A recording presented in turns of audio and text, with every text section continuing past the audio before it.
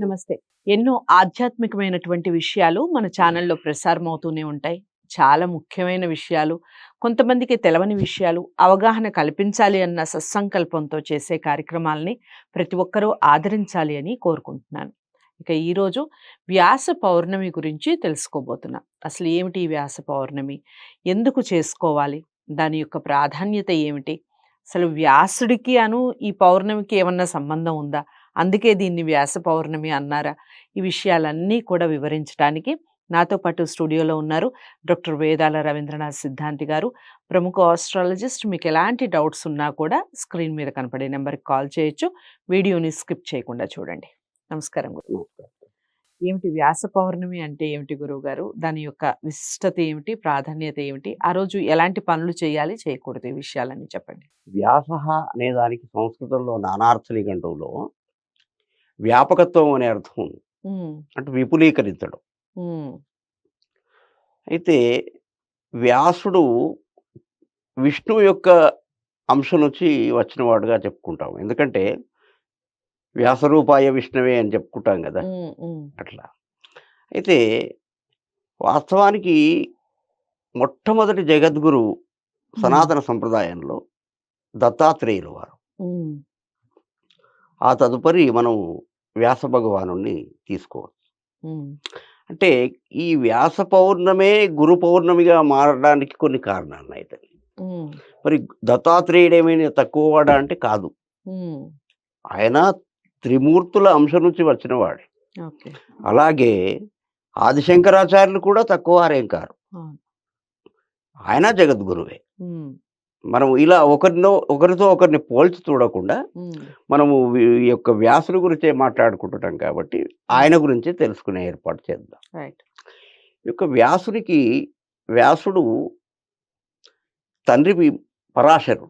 హ్మ్. హ్మ్. వీళ్ళ మూల పురుషుడు వశిష్ఠుడు. హ్మ్. అయితే ఇక చాలా ఉంది దాని గురించి చెప్పాలంటే, ఈయన బదరికావనంలో జన్మించాడు కాబట్టి బాదరాయణుడు అని. హ్మ్. చాలా నల్లగా ఉండేవాడు. హ్మ్. అందుకే కృష్ణద్వైపాయనుడు అంటారాయన. హుహు. వ్యాసం వసిష్ఠనుక్తారం శక్తేః పౌత్రమకల్మషం. శక్తి వీరి తాతగారు. హ్మ్. పరాశరుని కుమారుడీయన. ఈయన కుమారుడు శుకుడు. ఓకే. శ్రీ శుకుడు. హ్మ్. ఇట్లా వశిష్ఠుడి నుంచి వస్తూ ఉంది. హ్మ్. వచ్చిన తర్వాత ఏమైందంటే ఈ వ్యాసుడు ఈ యొక్క వ్యాసునికి ఒక సోదరుడు ఉంటాడనమాట. హ్మ్. శంకరుడు. హ్మ్. హ్మ్. అతనికి ఒక కుమారుడు ఉంటాడు. హ్మ్. భీష్మ పితామహుడు. హ్మ్. గాంగేయుడు అంటారు. హ్మ్. హ్మ్. గంగకు తనకు జన్మించినటువంటి. హ్మ్. అయితే గంగ అంటే ఆ గంగ కాదమ్మా. హ్మ్. చాలామంది ఏమనుకుంటారు గంగా నది అనుకుంటారు. హ్మ్. హ్మ్. శంకరుని భార్య. హ్మ్. ఆమె కాదు. హ్మ్. అయితే ఇంకొకటేమిటంటే ఇంకొక విషయం ఏమిటంటే ఆహ్, ఈ దేవతలకు, రాక్షసులకు తండ్రి ఒక్కడే. హ్మ్. తల్లులు వేరు. హ్మ్. అంటే వాళ్ళ లక్షణాలను బట్టి వాళ్ళకి ఆ లక్షణాలొచ్చాయి. ఓకే. తర్వాత ఈమెకు గూడా ఒక ఆలోచనొస్తుందనమాట. ఈ అదితి అనేటువంటిది. అంటే రాక్షసుల తల్లికి. హ్మ్. మంచి జ్ఞానం కలుగుతుంది ఒక సందర్భంలో. హ్మ్. ఆ జ్ఞానం కలిగిన సందర్భంలో ఒక 8 మంది సంతానం కలుగుతారు ఒకేసారి. ఓకే. వారే అష్టవసువులు. హ్మ్. ఆ అష్టవసువులు ఎలాంటి వాళ్ళంటే దేవతల కంటే గొప్పవారు. ఓకే.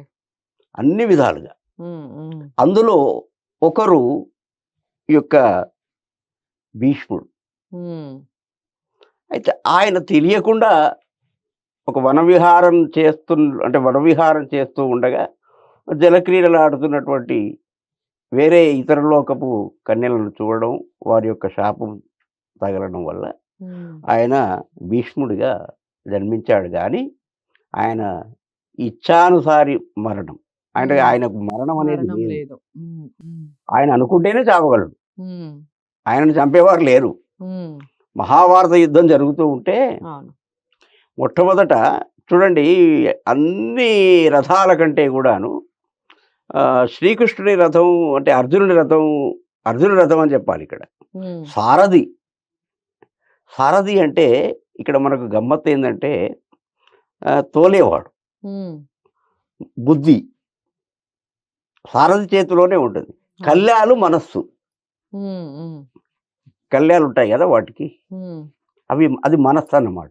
ఓకే. ఈ బుద్ధి ఏమో కంట్రోల్ చేసేదన్నమాట. ఉమ్, ఉమ్, ఈ గుర్రాలు ఉన్నాయి కదా 6, ఉమ్, కామ క్రోధ లోభ మోహ మద మాత్సర్యం, ఆశ్చర్యాలు. ఉమ్, ఇవి ఉమ్, అరిషడ్ వర్గాలు. ఉమ్, వాటికి ఈ కళ్యాలు అనే మనస్సు, ఉమ్, ఆ మనస్సును కంట్రోల్ చేసే బుద్ధి అనే శ్రీకృష్ణుడు.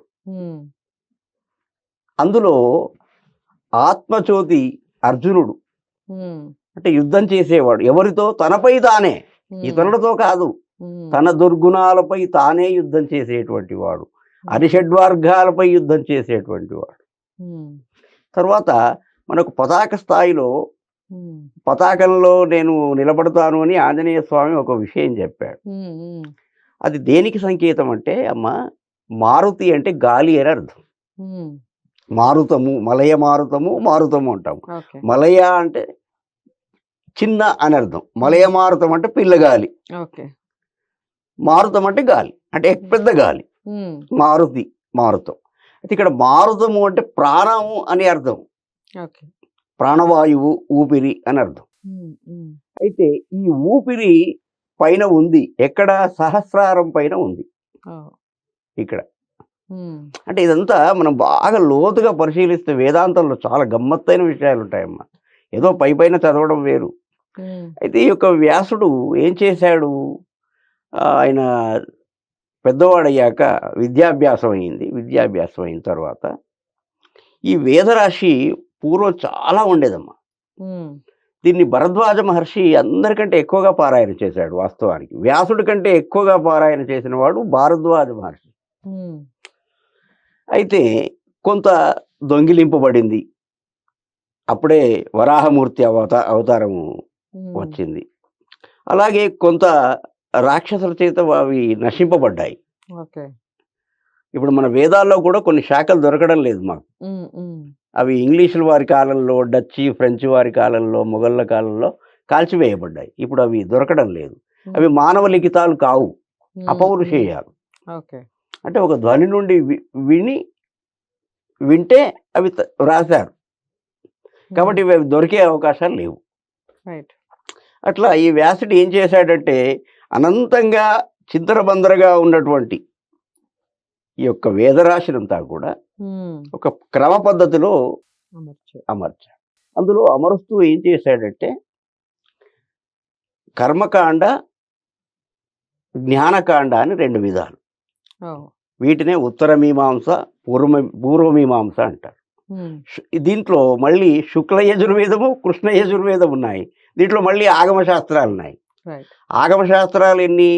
శైవాగమ శాస్త్రము, వైష్ణవాగమ శాస్త్రము, ఉమ్, గాణపత్య ఆగమ శాస్త్రము, స్కాందాగమము అని 6 ఆగమ శాస్త్రాలు ఉన్నాయి. ఓకే. అంటే ఇన్ని రకాలైనటువంటి జ్ఞానాన్ని, ఆయనకి ఎంత జ్ఞానం ఉండాలమ్మా, ఆ, ఇన్ని విషయాలు తెలుసుకున్నటువంటి వాడు. ఉమ్, ఉమ్, అయితే ఈ ఋగ్వేదంలో ప్రధానంగా చెప్పుకోవాల్సింది ఏంటంటే, ఒకటి జ్ఞానకాండ, 2 కర్మకాండ. అంటే కొన్ని శుభకార్యాలకు, కొన్ని అపకార్యాలకు. అవే అంటే మంత్రాలు వేరువేరుగా ఉంటాయి, ఉమ్, కానీ స్వరము కొంచెం స్వరభేదం ఉంటుంది. అవును. అంటే ఇప్పుడు మీరు కొన్ని చప్పళ్ళు, ఇప్పుడు ఈ డప్పులు వాయిస్తారు చూడండి. అవును. అంటే కొన్ని శుభకార్యాలకు వాయించే వాదన వేరుంటాయి. అది వేలా ఉంటుంది, కొంచెం అపకార్యాలకు అవునవును.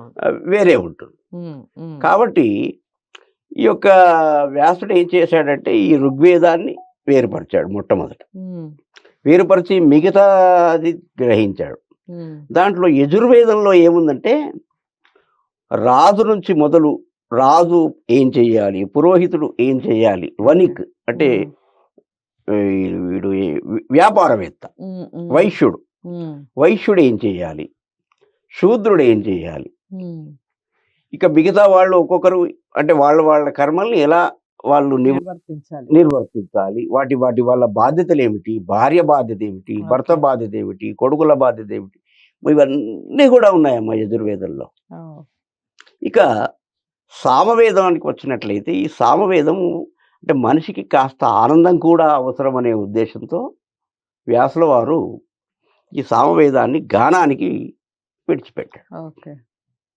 ఆ తర్వాత ఆయనకి ఇంకొక ఆలోచన కూడా వచ్చింది. హ్మ్. మరి ఒక మహాపండితుడున్నాడు. హ్మ్. ఆయన ఏమీ అనలేదు ఎవరిని. హ్మ్. ఆయన ఊరికే ఎవరో ఇబ్బంది పెట్టారు. ఓకే. ఆయన దగ్గర శారీరక బలం లేదు. హ్మ్. ఎదుటివాడికి దుర్మార్గుడు వాడు శారీరక బలం ఉంది. ఓకే. హ్మ్. వాడు ఊరికేనే కొట్టిపోయాడు. హ్మ్. ఈయనకు వాడి ఇంటికి వెళ్లి కొడదామంటే బలం సరిపోదు. హ్మ్. అప్పుడు హ్మ్. ఎట్లా హ్మ్. అని ఆలోచన చేసి దాంట్లో మంత్ర, యంత్ర, తంత్ర రహస్యాలను రాశాడు. ఓకే. అందుకే బాగా తెలిసిన వారు ఏమంటారంటే బ్రాహ్మణ్ణి మించిన మంత్రకాడెవరు లేరు. హ్మ్. ఎందుకంటే అది ప్రతిదీ ఉందమ్మా దాంట్లో.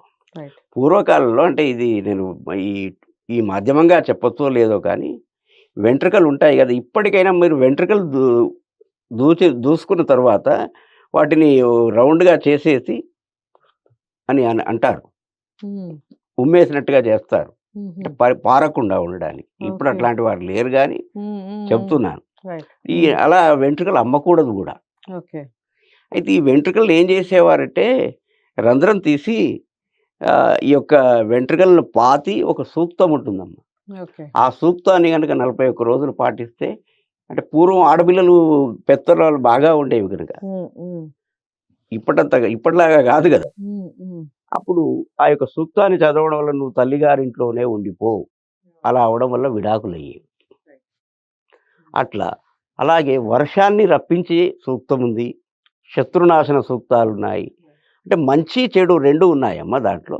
ఆ విధంగా ఈ యొక్క వేదాన్ని 4 భాగాలుగా విభజించాడు. అలాగే మనకు ఉపనిషత్తులు 1084 ఉపనిషత్తులు ఉండేయమ్మా. మరి వచ్చేది కలియుగం.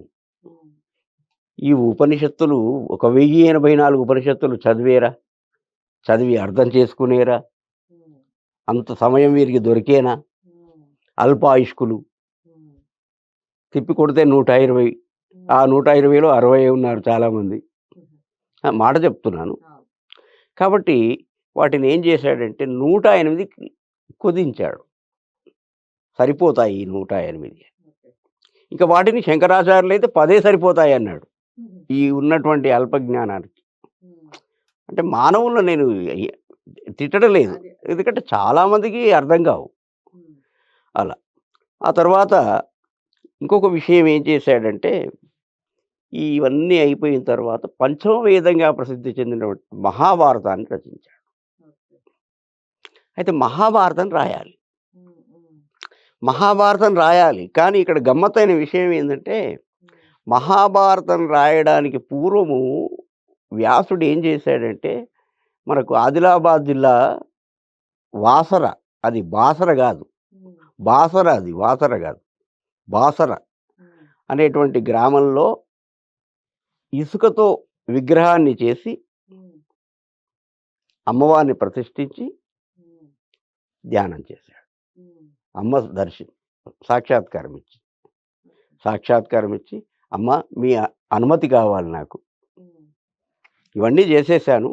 మరి నేను పంచమ వేదంగా ఉండేటువంటి అంటే వేదాలేవి అర్థం కాని వాడికి ఈ యొక్క ఏదైతే మహాభారతం ఉందో అది చదివితే వేదాల్లో ఉన్న జ్ఞానం అంతా అర్థం కావాలి." అయితే మొట్టమొదట సంస్కృతంలో రాశారు. హ్మ్. హ్మ్. భాగవతాన్నైనా, మహాభారతాన్నైనా. ఓకే. అయితే మహాభారతంలో ఉన్నటువంటి విషయము హ్మ్. అంటే ప్రపంచంలో ఏదైతే ఉందో అంతా మహాభారతంలో ఉంది. హ్మ్. మహాభారతంలో ఉన్నది అంటే అంతటా ఉన్నది. ఓకే. అంటే దాంట్లో లేనిది ఎక్కడా లేదు. హ్మ్. అంటే ఒకవేళ మహాభారతం చదివినట్టయితే మనం ప్రపంచమును మొత్తం చదివినట్టే అని లెక్క. హ్మ్. కానీ మహాత్ములు ఏమంటారంటే, మహాభారతాన్ని చదవండి. మహాభారతంలా నడుచుకోకండి. రామాయణంలా నడుచుకోండి. అంటే రామునిలా ఆదర్శప్రాయంగా ఉండండి. హ్మ్. హ్మ్. అని ఈ విధంగా ఈ యొక్క దీన్ని ఇలా చేశాడు. తర్వాత ఆయనకు పైలుడు, జైమిని, వైశంపాయనుడు, హ్మ్. జైమిని, పైలుడు, సుమంతుడు అని నలుగురు శిష్యులం. ఈ నలుగురు శిష్యులకు వరుసగా ఋక్, సామ, యజుర్, అధర్వ వేదాలను ఇచ్చాడు. హ్మ్. అదే కాకుండా పంచమ శిష్యునిగా, ఐదవ శిష్యునిగా సూత పౌరాణికుడిని తీసుకున్నాడు. ఓకే. సూత పౌరాణికుడిని తీసుకొని వాడికి తను రచించిన అన్ని గ్రంథాల యొక్క జ్ఞానాన్ని చెప్పాడు తల్లి. హ్మ్. చెప్పడం వల్ల ఇది ఎక్కడ బదరికాశ్రమంలో చెప్పాడు. హ్మ్. బదరికాశ్రమం మధ్యప్రదేశ్‌లో ఉంటుంది. ఓకే. మధ్యప్రదేశ్‌లో ఈ యొక్క బదరికాశ్రమం ఉంటుంది. హ్మ్. అప్పుడు అంటే ఇప్పుడు మనకు మీరు స్కాంద పురాణం రేవాఖండం దాంట్లో 6 ఖండాలున్నాయి. అంటే పార్ట్స్. ఓకే. ఇప్పుడు మనకు సత్యనారాయణ అవ్వగానే ఏమంటారు? ఇతి స్కాంద పురాణే రేవాఖండే ప్రథమ కథోధ్యాయః సమాప్తః అంటాడు ఇగ. హ్మ్. హ్మ్. అంటే రేవాఖండంలో నుంచి తీసుకోబడింది. బ్రహ్మఖండము, విష్ణుఖండము, ఓకే. ఇట్లా ఉన్నాయి. హ్మ్. హ్మ్. అయితే విషయం ఏమిటంటే ఈ యొక్క ఇవన్నీ చేసిన తర్వాత చిట్ట చివరికి ఏం చేశాడంటే ఇంకా అంటే కొంత జ్ఞానం బ్రహ్మసూత్రాలను నిర్మించాడు. ఓకే. ఈ బ్రహ్మసూత్రాలను ఎన్ని నిర్మించాడంటే 555 బ్రహ్మసూత్రాలను నిర్మించాడు. హ్మ్.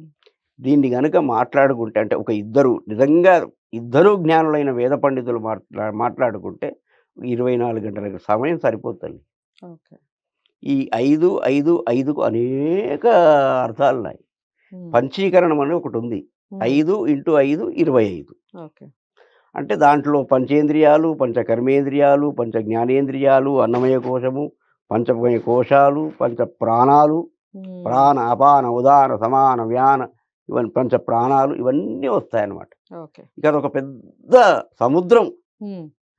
కానీ విశేషం ఏమిటంటే వ్యాసుడు జన్మించడం వల్ల ఏం జరిగింది అంటే అంటే చిందరబందరగా ఉన్న వేదరాశి ఒక పద్ధతిగా మారింది. ఒక మహాభారతం పంచమ వేదంగా ఉద్భవించింది. అంటే హ్మ్. బాగా పండితులు కాని వాడికి, సంస్కృతం అర్థం కాని వారికి భాగవతం రామాయణం చదవడం వల్ల వేదాలు రామాయణం అంటున్నాను. బా బా ఈ యొక్క మహాభారతం చదవడం వల్ల 4 వేదాల్లో ఉన్నటువంటి విషయాలన్నీ కూడా అర్థమయ్యే అవకాశం. ఓకే. తర్వాత ఈ యొక్క చిట్ట చివరికి బ్రహ్మసూత్రాలను చదివి, వాటిని ఎవరైనా గురువుగారితో పంచుకొని, ఆ యొక్క మార్గంలో వెళ్ళి, చిట్ట హ్మ్. చివరికి ఈ యొక్క మానవ జన్మ ఎందుకొచ్చింది అంటే, మోక్షం కొరకే వచ్చింది. ఓహ్! అంటే ఇదే జన్మరాహిత్యం చేసుకో ఇప్పుడే ఓకే. అని. హ్మ్. కాబట్టి ఈ బ్రహ్మసూత్రాలు చదవడం వల్ల, వాటిని ఆచరించడం వల్ల హ్మ్. మనిషి పేదవాడుగా, బీదవాడుగా బ్రతుకుతాడేమో కానీ హ్మ్. మోక్ష సాయుధ్యాన్ని మాత్రం తప్పకుండా ఓకే. పొందుతాడు. ఇది వేద పౌర్ణమి రోజున ఈ పనులన్నీ చేయాలంటారా? అయితే హ్మ్. ఇది ఆషాఢ పౌర్ణమి నాడే ఎందుకొచ్చింది అనేది మీకొక అనుమానం. హ్మ్. హ్మ్. అయితే ఆయన జన్మించింది ఆషాఢ మాసంలో పౌర్ణిమ నాడు జన్మించాడు. ఓకే. ఓకే. హ్మ్. హ్మ్. కాబట్టి ఆయన జన్మతిథిని హ్మ్. గురు పౌర్ణమిగా భావిస్తారు. హ్మ్. దానికి ఒకసారి నేను 'రఘుమహారాజు కౌత్సుడు' అనేటువంటి ఒక కథ చెప్పాను. హ్మ్. హ్మ్. అంటే ఈ యొక్క కౌత్సుడు అనేటువంటి బ్రాహ్మణ బాలుడు విద్య నేర్చుకున్న తరువాత నేను హ్మ్. షార్ట్‌కట్‌లో చెప్తాను. హ్మ్. విద్య నేర్చుకున్న తర్వాత గురుదక్షిణ అడుగుతాడు. హ్మ్. ఊరికే వీడు ఇస్తాడా? నేను తీసుకుంటానా? అని ఏదో ఊరికే అడుగుతాడు గురువుగారు. హ్మ్. ఏమి ఒక బలమైన ఎత్తైన మనిషి ఏనుగుపై నిలబడి బలంగా పైకి విసిరితే ఆ కాయిన్ ఏదైతే కాయిన్ ఉంటుందో హ్మ్. బిల్ల, బంగారు బిల్ల హ్మ్. ఎంత దూరం వెళ్తుందో అంత ఎత్తు ధనరాశి కావాలంటాడు. హ్మ్. వీడ బ్రాహ్మణ బ్రాహ్మడు బ్రాహ్మ పర బ్రాహ్మణః పరభోజనః ప్రియః. భిక్షాటన చేసుకొని జీవించేవారు పూర్వం బ్రాహ్మణులు. హ్మ్. ఇప్పుడు కూడా అప్పుడప్పుడు చేసేవాళ్ళు ఉన్నారు. అందులో తప్పేమి లేదు. హ్మ్. ఎందుకంటే మా అలవాటే అది. హ్మ్. అయితే ఈ యొక్క తల్లిదండ్రుల పరిస్థితి వాళ్ళు భిక్షాటన చేసుకొని జీవించడమే. ఇక మరి ఎక్కడి నుండి తీసుకురావాలి ధనం? హ్మ్. రాజుగారిని ఆశ్రయించాలి. అప్పుడు ఈ శాసనాలు లేవు గదా! ఈ ప్రభుత్వాలు కాదు గదా! హ్మ్. అంటే ఒక బ్రాహ్మణుడంటే ఒక గౌరవం ఉండేది పూర్వం. హ్మ్. ఇప్పటిలాంటి విధానం కాదు గదా! హ్మ్. ఇప్పుడు రాజుగారి దగ్గరికి వెళ్ళాడు. రాజుగారు అప్పుడే ఈ యొక్క యాగం చేసి ఉన్న ద్రవ్యమంతా కూడా దానం చేశాడు. హ్మ్. కోశాగారంలో చిల్లిగవ్వ కూడా లేదు. హ్మ్. ఇంతకుముందు కూడా మనం అనుకున్నాం చిల్లిగవ్వ, గవ్వ తర్వాత కాయిన్స్ వచ్చాయి. కరెన్సీ వచ్చింది. అట్లా ఏమీ లేదు. పూర్తిగా పేదవాడై ఉన్నాడు రాజు. ఓకే. మరి బ్రాహ్మడికి ఆపదొచ్చింది. ఇంత పెద్ద రఘువంశంలో జన్మించి నేను ఒక బ్రాహ్మణుడికి మాట ఇచ్చి నేను తప్పడమా? హ్మ్. అని ఆయన చాలా గిల్టీగా ఫీలింగ్ అయ్యాడు. బాధపడ్డాడు. హ్మ్. నేను ఎందుకంటే మాట తప్పని వంశం. హ్మ్. అందుకే మనకు హిందీలో రామచరితమానస్‌లో ఒక దోహేలో ఒక భాగం హ్మ్. ప్రాణ జాయ పర్ వచన న జాయి రఘుకుల రీత సదా చలి ఆయి ప్రాణ జాయ పర్ వచన న జాయి. హ్మ్. అంటే రఘుకుల వంశము ఎలా నడుస్తూ వచ్చిందట పూర్వము అంటే, ప్రాణం వెళ్ళిపోయినా సరే, కానీ మాట తప్పని వంశం అట. హ్మ్. మీరు 'శిబి చక్రవర్తిని' తీసుకోండి. తన హ్మ్. మాంసాన్ని కోసిచ్చాడు. హ్మ్. 'హరిశ్చంద్రుడిని' తీసుకోండి. రాజ్యమే వదిలిపెట్టాడు. హ్మ్. 'నల చక్రవర్తిని' తీసుకోండి. రాజ్యాన్నే వదిలిపెట్టాడు. హ్మ్. చివరికి వస్త్రాలు లేకుండా అయిపోయాయి కట్టుకోకుండా. హ్మ్. అయినా ధర్మాన్ని మాత్రం తప్పలేదు. అలాంటి రఘువంశం అంటే హ్మ్. ఈ యొక్క కాళిదాసు రాశాడు రఘువంశాన్ని. ఈ యొక్క హ్మ్. వీళ్ళంతా 32 మంది చక్రవర్తులు అయోధ్యను పరిపాలించారు. ఓకే. అయితే ఈ రఘు మహారాజు ఏం చేస్తాడంటే, ఈ బ్రాహ్మణుడు ఏదైతే అడిగాడో ఆ కోరికను తీర్చుకోవడానికి హ్మ్. హ్మ్. ఉత్తర దిక్పాలకుడైనటువంటి కుబేరుడున్నాడు గదా! హ్మ్. కుబేరుడికి కబురు పంపుతాడు. హ్మ్. కుబేరా, నేను హ్మ్. యజ్ఞం చేశాను. హ్మ్. ధనం కోశాగారంలో ఏమీ లేదు. హ్మ్. మరి నాకిప్పుడు ఒకడే మార్గం తోచుతుంది. నీపైకి లేదా ఇంద్రుని పైకి యుద్ధానికి వెళ్ళాలి. హ్మ్. మరి నీ సమాధానం పంపిస్తే నేను తదుపరి ఆలోచన చేస్తాను అన్నాడు. హ్మ్. వాడు భయపడిపోయాడు. ఎందుకంటే బాగా కూర్చొని ఇప్పుడు ఎక్కువ బుర్రలుంటాయి షావుకారులకు, బ్రాహ్మణులకు అని ఇంతకుముందు ఒకసారి చెప్పినట్టు గుర్తు. హ్మ్. అయితే వాడిది పోరాడే తత్వం కాదు. హ్మ్.